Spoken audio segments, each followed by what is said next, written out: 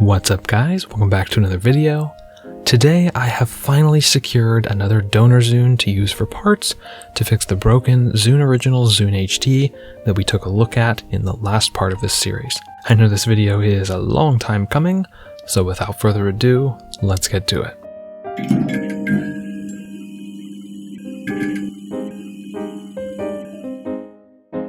I'll breeze through the disassembly since we went through that in the last video. I got this black Zune HD in working condition on eBay for about 20 bucks. It was absolutely filthy, but once I cleaned it, it's actually in really nice shape. Something I learned when I opened up this Zune is that the battery in the other Zune, the blue one, is not original. It's possible someone botched the install and shorted something out, and maybe that's why the PCB won't charge the battery anymore. Who knows? This original battery still works perfectly fine though. And I'm actually really glad because after sitting for a while, the rapid repair battery has inflated quite a bit. It's got like an air bubble in it, which is kind of concerning.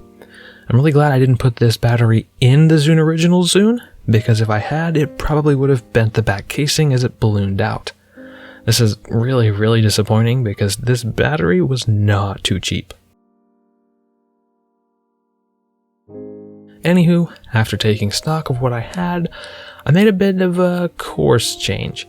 Since the donor Zune is in such good shape, I think I'll just swap the back out. I'll use the black screws from the donor Zune to secure it on, and I'll have a one-of-a-kind hybrid Originals Zune HD.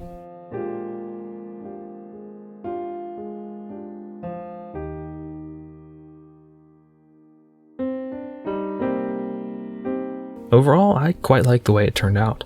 The design is really nice and the black screws kind of give it a unique look that no other Zune HD has.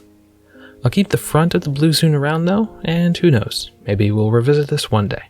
But for now, I am very happy with this outcome.